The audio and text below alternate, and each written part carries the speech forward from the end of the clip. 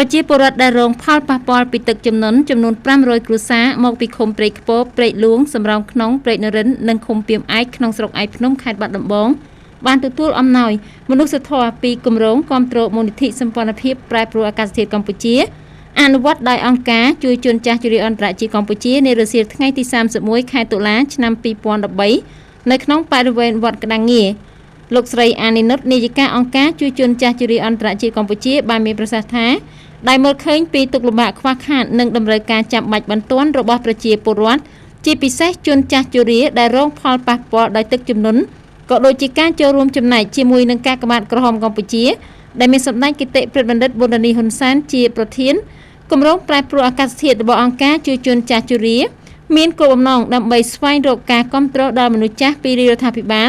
និងមន្ទីរពាក់ព័ន្ធដោយយកចិត្តទុកដាក់ផ្ដល់ការថែទាំសុខភាពមនុស្សចាស់តាមផ្ទះតាមសហគមន៍ទូទៅ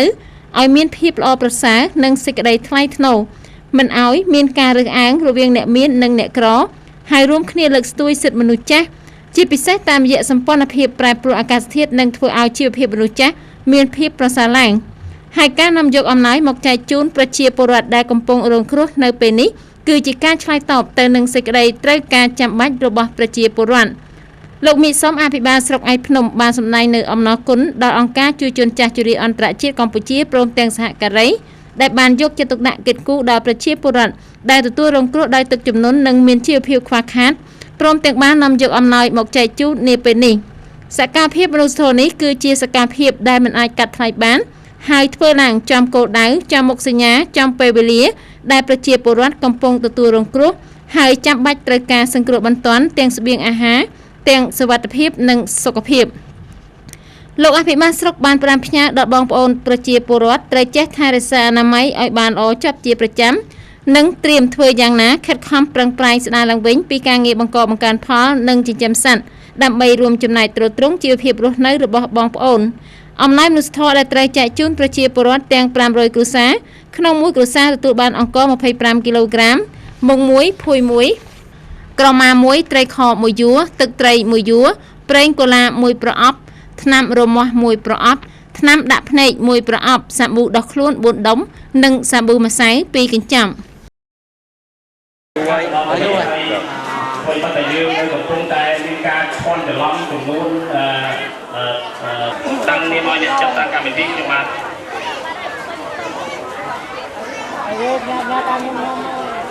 ចូលរួមទេហើយអញ្ចឹងក៏យើងមានលោកអភិបាលស្រុកដំណើរពុះរបស់ឯកឧត្តមតែតែនេះមកឲ្យស្ងាត់អញ្ចឹងថ្ងៃនេះហើយយើងខ្ញុំក៏សូមថ្លែងអំណរគុណជើញចូលរួមក៏ប៉ុន្តែដោយសារមានបញ្ហាងាយញឹកក្នុងការប្រជុំច្រើនក្នុងខែនេះយើងគឺឯកឧត្តមបាលរកខេត្តក៏លោកខាងហើយចឹងគឺថ្ងៃនេះដែលធំជាងគេមានត្រឹមត្រូវណាស់មានអីដល់ខ្លាំងក្លាជាងគេគឺទឹកកាយនិង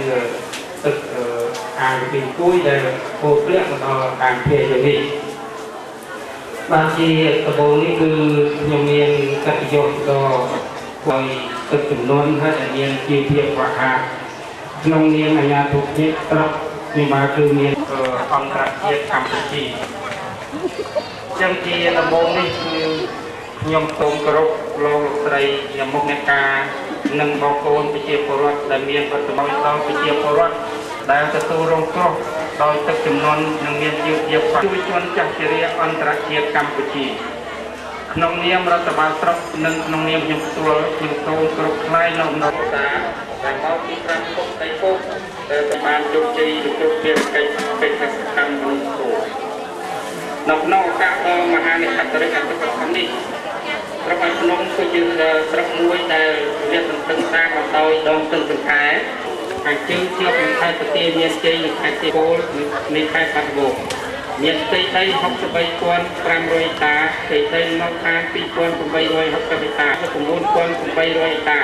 ផ្ទៃដីផ្សេងៗ7,140ហិកតា2,423នាក់ស្រី38,788នាក់ដល់ហេដ្ឋារចនាសម្ព័ន្ធរូបវន្តភោគផលអាយុជីវិតសិន អតិពលនេះទឹកចំនួនស្ទើរកែបានធ្វើឲ្យរួមនៅផលប៉ះពាល់ខូចខាតផ្លូវកៅស៊ូប៉ះ3751ម៉ែត្រផ្លូវដីប៉ះពាល់4700ម៉ែត្រខូចពី2380ហិកតាខូចខាត1406ហិកតាត្រូវហ៊ុនប៉ះពាល់1056ហិកតាសម្ភារៈក្នុងការជួយគ្រប់គ្រងសេដ្ឋកិច្ចតាមគ្រប់ភាពអាចជោគជ័យមួយវងការជួយចាត់ចរៀនប្រជាកម្ពុជារួមទាំងសហការីដែលបានចាប់អារម្មណ៍យកចិត្តទុកដាក់ដល់ប្រជាពលរដ្ឋយើងខ្ញុំទៅនឹងសេចក្តីត្រូវការដ៏ពិសិដ្ឋដល់ប្រជាជនរួមគ្រោះប្រទេសជាតិកម្លាំងអាវុធគុំប្រជាពលរដ្ឋអង្គការសប្បុរសជនក្រុមហ៊ុនសមាគមបានដោះស្រាយឆ្លើយតបយ៉ាងទាន់ពេលវេលាទៅនឹងសេចក្តីត្រូវការនិងសំណូមពរចាំបាច់បាទសូមចាត់ឲ្យអបអរសាទរបាទសូមតែអរគុណជាបន្តខ្ញុំបានសូមគោរពអញ្ជើញលោកយឹមសម្បូរប្រប្រសាបាទសូមចាត់ឲ្យអបអរសាទរបាទប្រជាពលរដ្ឋបាទសូមអបអរសាទរបាទសូមគោរពស្រីដែលចំណាយពេលវេលាដ៏ជ្រាលជ្រៅចូលរួមក្នុងកម្មវិធីចែកអំណោយសប្បុរសធម៌ដល់ក្រុមគ្រួសារជនរងគ្រោះដោយសារទឹកជំនន់ថ្ងៃនេះបាទហើយខ្ញុំក៏សូមថ្លែងអំណរគុណយ៉ាងជ្រាលជ្រៅដល់